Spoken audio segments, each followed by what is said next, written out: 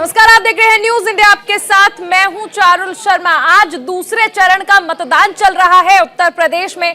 उत्तराखंड में एक चरण में आज चुनाव होना है और उसके साथ ही गोवा में भी वोटिंग लगातार जारी है। तो 3 राज्य ऐसे हैं जहां पर आज वोटिंग हो रही है।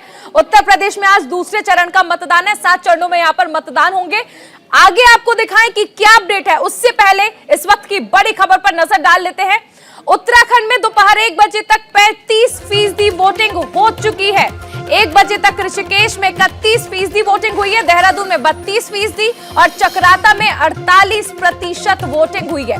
ये 1 बजे तक के आंकड़े हैं जो आप तक पहुंचाए जा रहे हैं। सहसपुर की बात कर लें, 38% वोटिंग यहां पर हो चुकी है। विकासनगर में 43% और मसूरी में 35% अब तक वोटिंग हो चुकी है। तो लगातार लोग घरों से बाहर निकल रहे हैं, अपने मताधिकार का इस्तेमाल कर रहे हैं। न्यूज इंडिया भी आपसे अपील करता है, घर से बाहर निकलिए, वोट दीजिए और लोकतंत्र के सबसे बड़े महापर्व का हिस्सा बनिए। अपनी सरकार खुद चुनिए। ये 1 बजे तक के आंकड़े हैं। आज बात कर रहे हैं उत्तराखंड की। उत्तराखंड में किस तरह से वोट शेयर चल रहा है, अलग अलग जिलों में अलग अलग बूथ पर किस तरह से लोग जो हैं वो अपने मताधिकार का इस्तेमाल कर रहे हैं, वोटिंग किस तरह से चल रही है, वोट परसेंटेज आपको बताया जा रहा है। ये आंकड़े हम आपको बता दें 1 बजे तक है। विकासनगर में 43% वोटिंग अब तक हो चुकी है। मसूरी की अगर बात कर लें, 35% लोग अपने मताधिकार का इस्तेमाल कर चुके हैं। उत्तराखंड में दोपहर 1 बजे तक 35% वोटिंग हो चुकी है। 35% का मतदान अब तक हो चुका है। संजय पुंडीर हमारे साथ जुड़ गए हैं। संजय, 1 बजे तक की अगर हम बात कर ले, वोट शेयर जो है वो सामने आ चुका है। फिलहाल 35% तक का मतदान 1 बजे तक हो चुका है। अभी वहां पर क्या देख रहे हैं आप, क्या स्थिति है, मतदाता किस तरह से वोट कर रहे हैं? देखिए चारुल, निश्चित तौर पर आज लोकतंत्र का महापर्व इसे कहा जाता है और इस पर्व में सभी जश्न मना रहे हैं। इस वक्त हम जहां मौजूद है, यहाँ आप देख सकते हैं मेरे पीछे जो लोग हैं वो कहीं ना कहीं अपनी बारी आने का इंतजार कर रहे हैं और क्रमबद्ध तरीके से कहीं ना कहीं मत का प्रयोग कर रहे हैं। सुबह 8 बजे से ही हरिद्वार जिले में लगातार ही जो चुनाव प्रक्रिया थी वो शुरू हो गई थी। अगर हरिद्वार की बात की जाए तो 11 विधानसभाओं पर करीब 110 प्रत्याशी अपने आज उनका भाग्य आज ईवीएम में कैद हो जाएगा और आने वाली 10 मार्च को यह साफ हो जाएगा कि किसके भाग्य में राजयोग लिखा है। तो इस वक्त कुछ लोग भी हमारे साथ है, इनसे भी हम बात करेंगे। हालांकि कुछ लोगों ने अभी अपने मत का प्रयोग किया है और किन मुद्दों को लेकर मत का प्रयोग किया है उनसे बात करेंगे। जी, क्या नाम है आपका? मेरा नाम पंकज कुमार है। कई मुद्दे होते हैं, किन मुद्दों को जहन में रखकर आपने इस बार अपने मत का प्रयोग किया है? विकास और बेरोजगारी का बहुत बड़ा मुद्दा है। यहाँ शेड्यूल होने के बावजूद लोग बहुत बेरोजगार हैं। विकास की बात करें तो बैल नंबर 6 की आप हालत देख रहे हैं, 10 वर्षों से क्या हो रहा है। उसका पैसा कई बार आ चुका है लेकिन कहीं नाला दिखाई दे रहा है आपको तो बता दे। सड़कें वहाँ की जर्जर हालत में है, लोग वहाँ पे कई बार चोटिल हो चुके हैं, रिक्शाएं वहाँ पलट जाती हैं, बच्चे घायल हो चुके हैं और यहाँ पर शेड्यूल होने के बावजूद लोग बाग बेरोजगार फिर रहे हैं, यहाँ के स्थानीय निवासी। क्या लगता है यहाँ के लोगों को रोजगार नहीं दिया जाता? नहीं दिया जाता जी। आप पता कर लो किसी कंपनी में, अगर उसको लेके जाता है ना, यहाँ पे क्या नाम यहाँ का है ब्रह्मपुरी का, जरावली महदूद का या आसपास का, उसको ये कह के वापिस कर जाता है कि यहाँ के लोकल बंदों को नहीं रखा जाएगा। तो कहीं ना कहीं लोग नाराज हैं और इस बार शायद बदलाव चाहते हैं। और भी लोग हमारे साथ हैं। जी, क्या कहेंगे, आज किन मुद्दों को लेकर आपने अपने मत का प्रयोग किया है? सबसे बड़ा मुद्दा विकास का मुद्दा है। विकास 0% विकास हमारे यहाँ, कोई विकास नहीं है। सड़कें वही जर्जर हालत में। यहाँ से बैन नंबर 6 साहब आगे जाएंगे, इतनी सड़क की हालत इतनी बुरी। हमारे यहाँ आदेश चौहान जी विधायक है, कुछ नहीं करा उन्होंने यहाँ पे। तो क्या लगता है इस बार बदलाव होगा? बदलाव तो जरूरी है, बदलाव होना भी चाहिए। तो कहीं ना कहीं युवाओं का कहना है कि इस बार बदलाव है। हालांकि इन्हीं सब मुद्दों को लेकर अपने मत का प्रयोग किया है और जिस तरह से लगातार ही सुबह से युवा है, बुजुर्ग है, महिला है, तमाम अलग अलग मुद्दों को लेकर अपने मत का प्रयोग कर रही हैं। जी चारुल। संजय, अगर हम चुनावों की बात कर लें तो देखिए, खासकर अगर हम बात आज उत्तराखंड की कर रहे हैं, यहाँ पर एक चरण में चुनाव भी हो रहा है। उत्तराखंड में देखिए, अगर हम उसकी स्थिति की भी बात करें और उसे जोड़ के देखें अपने मतदाताओं से, तो पहाड़ जो कि शांति का प्रतीक है, जो कि हर किसी को अपनी ओर खींचते हैं, वहीं उत्तराखंड में नदियां भी हैं। वो नदियां जो लगातार बहती रहती हैं, उनका शोर भी अपनी ही एक अलग स्थान रखता है। ऐसे में अगर उत्तराखंड के जो वोटर्स हैं उनका मिजाज जाने, क्या पहाड़ों की तरह शांत हैं या नदियों की तरह शोर मचा रहे हैं, अपने मताधिकार का इस्तेमाल कर रहे हैं? वोट परसेंटेज क्योंकि हम देख रहे हैं कि लगातार बढ़ रहा है। देखिए चारुल, निश्चित तौर पर पहाड़ों की अगर जब हम बात कर लेते हैं, पहाड़ों में लगातार ही पलायन को लेकर एक बड़ा मुद्दा रहा है, क्योंकि वहां के जो दुर्गम क्षेत्र है वहां के लोगों को रोजगार नहीं मिलता, जिसके चलते वो वहां से पलायन कर देते हैं। और यही वजह है कि उत्तराखंड में आज तक जो विपक्ष है वो रोजगार को लेकर हमलावर है। साफ देखा है कि बीते दिनों से कांग्रेस हो या आम आदमी पार्टी हो, तमाम जो विपक्ष है वो पूरी तरीके से भारतीय जनता पार्टी पर हमलावर है। और इस बार विधानसभा चुनाव में यही अहम मुद्दे हैं कि रोजगार और महंगाई को लेकर ही तमाम जो बातें हैं वो कहीं ना कहीं लोगों ने रखी है, और इन बातों को अपने जहन में रखकर ही अपने मत का प्रयोग किया है। आपने देखा है कि जिस तरह से बीते 21 सालों की अगर बात की जाए तो उत्तराखंड का इतिहास रहा है, एक बार कांग्रेस, एक बार भारतीय जनता पार्टी, लेकिन इस मिथक को तोड़ने में कहीं ना कहीं इस बार भारतीय जनता पार्टी पूरे एडी चोटी का जोड़ लगा रही है। आपने देखा है कि बीते दिनों जिस तरह से भारतीय जनता पार्टी के जो स्टार प्रचारक है, यानी जो बड़े चेहरे हैं, वो लगातार उत्तराखंड में आए हैं। उसमें प्रधानमंत्री नरेंद्र मोदी हो या फिर गृह मंत्री हो या फिर रक्षा मंत्री हो, तमाम जो चेहरे हैं उत्तराखंड में डेरा डाले हुए थे और लगातार ही जनता से तरह तरह के वादे कर रहे थे। आपने देखा है कि किस तरह से जनता से तमाम तरह के वादे कर रहे थे और उन वादों में यह भी दावा कर रहे थे कि उत्तराखंड में इस बार जो सत्ता की चाबी है वो उनके हाथों में है। अब देखते हैं कि किस तरह 10 मार्च को साफ होता है उत्तराखंड में किसकी सरकार आने वाली है। जी संजय, नेता वादे कर चुके हैं, लेकिन जनता को किसके वादे भाई हैं ये बातें 10 मार्च को ही साफ होंगी। चलिए आप बने रहिए, आगे भी आपसे जानकारी लेंगे।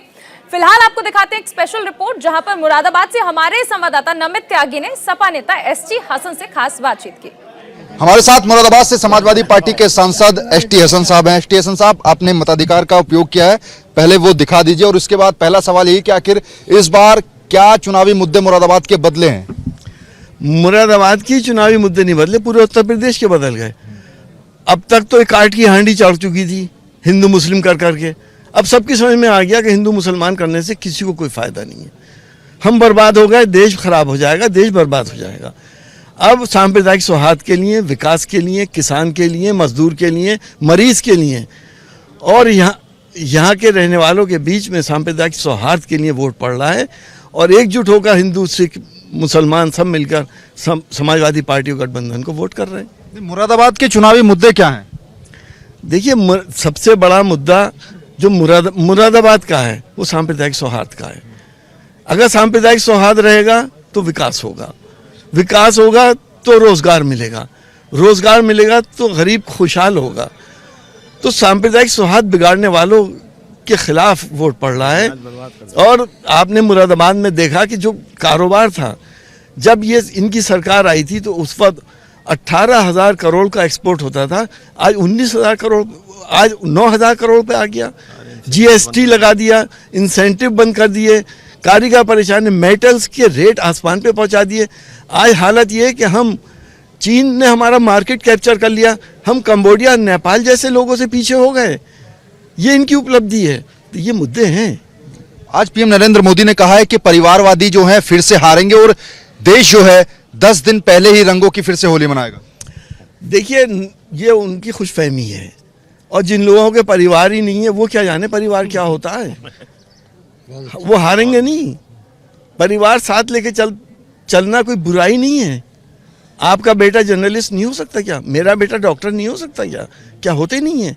हो गए फालतू के मुद्दे कि परिवारवाद, कुछ और नहीं मिला तो आज वो ये भी कह रहे हैं कि हिंदुओं को बांटने की बात करें। बताओ, देश का प्रधानमंत्री ये कह रहा है, सिंह जी लड़ा रहे हैं लड़के को अपने। देश का प्रधानमंत्री ये कह रहा है कि हिंदू मुसलमान को बांट रहे हैं। अरे तुम तो सबके प्राइम मिनिस्टर हो। किस जगह राजनीति का स्तर आ गया है, मुझे इस बात पे बड़ा अफसोस है। लेकिन बीजेपी लगातार कह रही है कि जो समाजवादी पार्टी में माफिया राज था उसको जो है पूरी तरीके से बीजेपी ने खत्म कर दिया और अभी जो जितना बचा है उस पर भी जो है जल्दी से बुलडोजर चलेगा। माफिया राज, क्या आप अखबार नहीं पढ़ते हो? क्या हमारे मुख्यमंत्री जी अखबार नहीं पढ़ते? कौन सा अखबार ऐसा है हर दिन का जिसके अंदर क्राइम्स ना हो, जिसके अंदर लूट ना हो, जिसके अंदर रेप ना हो, दुष्कर्म ना हो, डकैती ना हो? कौन सा अखबार ऐसा है? एक दिन का मुझे बता दो, कहाँ कंट्रोल हो गया क्राइम? और आपने देखा कि यहाँ पे लखीमपुर खीरी में क्या हुआ? 5 किसानों को देश के गृह मंत्री, उप गृह मंत्री के बेटे ने कुचल दिया, गाड़ी चढ़ा दी, और वो गृह मंत्री आज भी अपनी सीट पे कायम है। किस क्राइम की बात कर रहे हैं, किस दुनिया की बात कर रहे हैं? कम से कम कुछ तो सियासी शर्म होनी चाहिए। स्टेशन साहब, आखिरी सवाल मेरा होगा, क्योंकि जो हिजाब विवाद था वो कर्नाटक से खुद ओवैसी साहब ने यूपी के अंदर बयान देकर उसको यूपी में एंट्री करवा दी। आपको लगता है कि हिजाब विवाद जो है वो यूपी के चुनाव पर कोई असर डालेगा? देखिए, ना कोई असर डालना। हिजाब 1000 साल से महिलाएं पहनती हैं, ये मौलिक अधिकार है हर किसी का। कोई हिजाब पहने, कोई घूंघट काट ले, कोई माथे पे टीका लगा ले, तिलक लगा ले, कोई मांग में सिंदूर भर ले, कोई कड़ा पहन के जाए, कोई जैसे आपने ये बांध रखा है ये पहन के जाए। किसी स्कूल के नॉर्म्स संविधान से ऊपर नहीं हो सकते। संविधान ने जब ये अधिकार दिया है तो सिर्फ एक पर्टिकुलर कम्युनिटी को टारगेट करके माहौल को हिंदू मुसलमान में तब्दील करने की कोशिश बड़ी शर्मनाक है। तो बिल्कुल एसटी हसन साहब ने साफ तौर कहा कि माहौल को जो है वो हिंदू मुस्लिम किया जा रहा है, लेकिन सवाल है कि आखिर जो मुस्लिम बहुल इलाके हैं, क्या वहां पर जो वोटों का सिलसिला है वो यूं ही बदस्तूर जारी रहेगा? लेकिन अगर वोट बढ़ते हैं तो नुकसान किसका होगा, पता लगेगा 10 मार्च को। कैमरा पर्सन आकाश के साथ नमित त्यागी, न्यूज इंडिया, मुरादाबाद। और अब सुनाते हैं आपको झांसी में इस वक्त गृह मंत्री अमित शाह क्या कह रहे हैं। आज यहाँ पूरे बुंदेलखंड में एक भी माफिया बाकी बचा है क्या? बता, बचा है क्या? अरे यहाँ पर कोई माफिया नहीं, यहाँ पर है तो केवल और केवल बजरंगबली का मंदिर है और कुछ नहीं। पूरे उत्तर प्रदेश को बदलने का काम नरेंद्र मोदी जी और योगी आदित्यनाथ, उन्होंने अवध खनन दिया था, हमने डिफेंस कॉरिडोर दिया, उन्होंने अवैध कब्जे किए थे, हमने सोलर पावर का हब बनाया, उन्होंने दंगे दिए थे, हम हर घर को नल से पानी दे रहे हैं, उन्होंने घोटाले दिए थे, हमने अनेक बांध परियोजनाओं को आगे बढ़ाया है, इन्होंने गरीबों का शोषण किया था, हमने शौचालय, आवास, बिजली और गैस देने का काम किया। ये अंतर है भारतीय जनता पार्टी और समाजवादी पार्टी के साथ।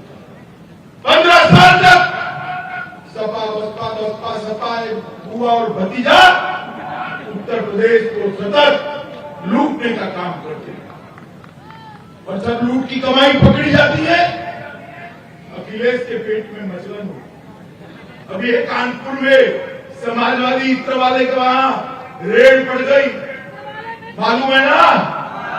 मालूम है ना? माताओं भाइयों बहनों, पूरा मंच भर जाए, इतनी नोटों की गड्डियां निकली है। अखिलेश बाबू ने कहा मोदी जी पॉलिटिकल कर रहे हैं। अरे अखिलेश, चलो मान लेते हुए मोदी जी ने पॉलिटिकल रेड करी, मगर तेरा ये समाजवादी इत्र वाले से रिश्ता क्या है? तेरा बेटा की जनता भाई, जो टैक्स नहीं भरता है, भ्रष्टाचार से जनता के पैसे लूटते हैं, उसके यहां मोदी जी ने रेड डालनी चाहिए या नहीं डालनी चाहिए? जोर से बोलिए, डालनी चाहिए या नहीं डालनी चाहिए? अखिलेश, जितना विरोध करना है इतना करो। नरेंद्र मोदी सरकार, जनता के लिए हम काम करते हैं। बुंदेलखंड के अंदर 4000 मेगावाट की सौर ऊर्जा इकाइयां लग रही है, नहरों पर सोलर रूफटॉप लगाए जा रहे हैं, पंप कैनाल ललितपुर के टॉप पर 2.5 मेगावाट क्षमता के सोलर प्लांट लगाने का काम शुरू हो गया है। चित्रकूट के विकास के लिए भी चित्रकूट धाम विकास परिषद का गठन ये भारतीय जनता पार्टी की सरकार ने गरीब कल्याण करा, माफियाओं को समाप्त किया। बुंदेलखंड की सबसे बड़ी समस्या थी 1000 साल पुरानी समस्या, यहाँ अकाल है, पानी नहीं। उसी कमी में अखिलेश का हेलीकॉप्टर आता था, उसको पानी से धोने का काम कलेक्टर करते थे। आपका पीने के पानी से उनके हेलीकॉप्टर धोए जाते थे। भारतीय जनता पार्टी की सरकार ने यहाँ पर पानी के लिए ढेर सारी योजना लाई। अखिलेश जी के समय में लगभग 2000 किसानों की जान सूखे के कारण गई, भूख से मरे, 300 से ज्यादा आत्महत्या के मामले आए। अब भारतीय जनता पार्टी की सरकार आपके आशीर्वाद से बनी और यहां पर भारत इजराइल बुंदेलखंड परियोजना पर काम किया जा रहा है। इजराइल की टेक्निक से बुंदेलखंड के पेयजल की सारी तकलीफों को दूर करने का काम हो रहा है। बबीना विधानसभा में 2,39,00,000 की लागत से बड़ा गांव एवं बबीना चेक डैम का निर्माण का काम शुरू हो गया। महोबा में अर्जुन सहायक योजना, रतौली में रतौली बांध परिचय परियोजना, भवानी बांध परियोजना, चिल्ली स्प्रिंकलर परियोजना और इसके साथ साथ 44,000 करोड़ की केन बेतवा लिंक परियोजना, जिससे 9 लाख हेक्टेयर सिंचाई और पूरे बुंदेलखंड के हर घर के अंदर शुद्ध पीने का पानी पहुंचाने का काम केन बेतवा परियोजना से होने वाला है। मित्रों, मैं मोदी जी को बहुत बहुत धन्यवाद करना चाहता हूं। 1000 साल से जिस बुंदेलखंड की प्यास किसी ने नहीं तोड़ी थी, आज नरेंद्र मोदी बुंदेलखंड के लिए भगीरथ बन के आए हैं। हमारे यहाँ कैंपा योजना लेकर हमने तय किया है कि दूसरी बार हमारे युवा साथी को आप विधायक बना दो। हम अगले 5 साल तक उत्तर प्रदेश के सभी किसानों को फ्री ऑफ कॉस्ट सिंचाई की बिजली देने का काम ये भारतीय जनता पार्टी 5,000 करोड़ की लागत से बुंदेलखंड में बोरवेल, ट्यूबवेल, तालाब और टैंक निर्माण किए जाएंगे और हरेक व्यक्ति को पूरे उत्तर प्रदेश में हरेक व्यक्ति को एक घर देने का संकल्प भी भारतीय जनता पार्टी की सरकार। हम मानपूर्ण कैंटीन स्थापित करेंगे जिसमें सिर्फ 10 रुपये में 2 वक्त का खाना आपको मिलेगा। मित्रों, ये भारतीय जनता पार्टी की सरकार है, जो बोलती है वो करती है। बबीना के अंदर लक्ष्मीबाई मेडिकल कॉलेज परिसर में 250 बेड युक्त मल्टी स्पेशलिटी अस्पताल को बढ़ाकर दुगना कर 500 बेड वाला करने का काम ये भारतीय जनता पार्टी ने किया है और वहां मेडिकल कॉलेज की क्षमता को भी हम बढ़ाएंगे। मेरे बुंदेलखंड के बेटे बेटियां वहां से डॉक्टर बनकर बाहर आए। झांसी के मेजर ध्यानचंद स्टेडियम में बैडमिंटन कोर्ट नया बनाया जाएगा। 20 करोड़ की लागत से बबीना में मिनी क्रिकेट से स्टेडियम बनाने का भी फैसला भारतीय जनता पार्टी की सरकार है। सिर्फ बबीना विधानसभा के लिए 1130 करोड़ की लागत से हर माता के घर में नल से जल पहुंच जाए, इसकी व्यवस्था हम करेंगे। सीएफसी बरुआ सागर का निर्माण अभी चल रहा है। लगभग बबीना विधानसभा में 24 करोड़ की लागत से इंटर कॉलेज, आईटीआई और राजकीय इंटर कॉलेज की स्थापना करने का काम भी द्रुत गति से चल रहा है। 13 करोड़ की लागत से बरुआपुर मुरारी मार्ग के मध्य में पहुंच नदी पर सेतु बनाने का काम चालू कर दिया गया है और लोगों की आवागमन को देखते हुए 39 करोड़ की लागत से बेतवा नदी पर पाटून पुल बनाने का काम भी हमने शुरू कर दिया। तो अखिलेश बाबू तो आएंगे नहीं, मगर आए तो बबीना वालों पूछना कि आप बुआ भतीजा सपा बसपा आपका 15 साल शासन चला, गरीबों को क्यों कुछ नहीं मिला भाई? मिलना चाहिए था या नहीं मिलना चाहिए था? 2014 में आपने मोदी जी को प्रधानमंत्री बनाया, 17 में 300 सीटें दी, मोदी जी ने योगी जी को मुख्यमंत्री बनाया और इस 7.5 साल में उत्तर प्रदेश विकास के रास्ते पर चल। मैं तो गुजरात से आया, पहली बार मैं इस मंच से सार्वजनिक रूप से कहता हूं, 2013 में आया, तब तक मैंने जीवन में गरीबी देखी ही नहीं थी। उत्तर प्रदेश में आकर गरीबी क्या होती है इसका मुझे एहसास हुआ। 70 साल तक उत्तर प्रदेश के विकास को किसी ने आगे नहीं बढ़ाया। मोदी जी उत्तर प्रदेश से चुनकर संसद में जाते हैं, आपके प्रधानमंत्री है, आपके सांसद, उन्होंने उत्तर प्रदेश के विकास के लिए दिल्ली की सरकार के खजाने खोल दिए हैं मित्रों, आपको कोई कमी नहीं। और मोदी जी ने देश को सुरक्षित करने का काम। पाकिस्तान से जब सपा और बसपा के समर्थन से सरकार चलती थी कांग्रेस की, 10 साल चली, पाकिस्तान से आलिया मालिया जमालिया घुस जाते थे, हमारे जवानों के सर काट कर दिए। माताओं बहनों भाइयों, इसके खिलाफ दिल्ली सरकार में उप करने की हिम्मत नहीं थी।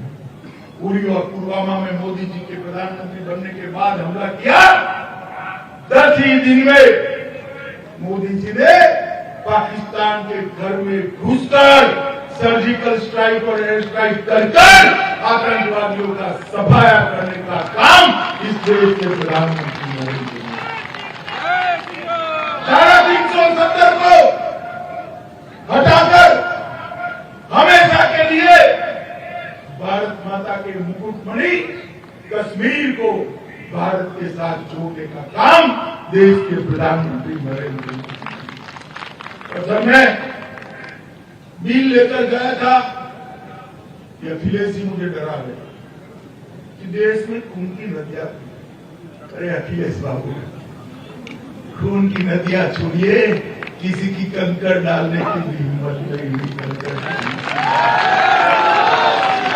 धारा 370 हट गई है और आज कश्मीर भारत मां का अभिन्न अंग बनकर हमारे साथ। भाइयों बहनों, एक पानी की मटकी भी लेने जाते हैं ना आप, एक पानी की मटकी, तो भी टकोरा लगाकर जरा देखते ना, पक्की है या कच्ची है, देखते या नहीं है? बोलिए जरा माताएं, देखते हैं ना? तो पूरा बुंदेलखंड, पूरा उत्तर प्रदेश किसी के हाथ में सौंपना है, जरा टकोरा लगा दीजिएगा, राजीव जैसा प्रत्याशी कहीं नहीं।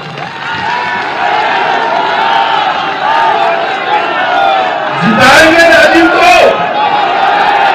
देखिए, राजीव के मार्जिन को बहुत बड़ा करना है। मैं यहाँ कहकर जाता हूँ, इसको विधायक बनाकर भेजिए, बड़ा आदमी मैं बनाऊंगा। जिताएंगे राजीव को, कमल के निशान पर बटन दबाएंगे, भाजपा की सरकार बनाएंगे, 300 पार करेंगे, योगी जी को मुख्यमंत्री बनाएंगे, मोदी जी के हाथ मजबूत करेंगे। तो मेरे साथ दोनों हाथ उठाओ मित्रों, 300 पार के संकल्प की मुट्ठी बींचो और प्रचंड आवाज में बोलिए, भारत माता की, भारत माता की, भारत माता की, वंदे वंदे वंदे। झांसी से गृह मंत्री अमित शाह को आप सुन रहे रहे थे और यहाँ पर एक बार फिर से बीजेपी प्रत्याशी के लिए वोट मांगने आए थे अमित शाह। और सबसे अहम चीज यहाँ पर लगातार बीजेपी आश्वस्त नजर आ रही है। जीत को लेकर 300 पार का नारा जो है इसे लगातार दोहराते नजर आ रहे हैं बीजेपी के तमाम स्टार प्रचारक। और आज एक बार फिर से झांसी में ये जो चुनावी शंखनाद देखने को मिल रही है, यहाँ पर जहां गृह मंत्री अमित शाह पहुंचे हैं, बीजेपी के चाणक्य जहां पर पहुंचे हैं, किस तरह उन्होंने एक आश्वासन भी दिया है कि बीजेपी की सरकार जब फिर से आएगी तो स्थितियां और भी बेहतर की जाएंगी, विकास की बयार उत्तर प्रदेश में एक बार फिर से बहेगी। लेकिन इसके साथ ही ये देख रहे हैं कि विपक्ष को आड़े हाथों लेते हुए नहीं भूल रहे तमाम स्टार प्रचारक बीजेपी के, बता रहे हैं कि किस तरह से समाजवादी पार्टी में माफियाओं का राज था, गुंडों का राज था और बीजेपी की सरकार बनने के बाद विकास की बयार किस तरह से उत्तर प्रदेश में बही है। लगातार देखने को मिल रहा है कि यहां पर अगर हम देखिए बीजेपी की बात कर रहे हैं तो बात अन्य दलों की भी कर ले। यहां पर बीएसपी भी पूर्ण बहुमत से सरकार बनाने का वादा कर रही है, दावा कर रही है। और वहीं अगर समाजवादी पार्टी की बात कर ले तो एसपी प्रमुख अखिलेश यादव ने यहां पर आरएलडी से गठबंधन किया है और इसके अलावा तमाम छोटे दलों से भी गठबंधन किया है ताकि एक मजबूती जो है वो देखने को मिले। और अगर पश्चिमी उत्तर प्रदेश की क्योंकि हम बात कर रहे हैं तो यहां पर भी दूसरे चरण का चुनाव हो रहा है।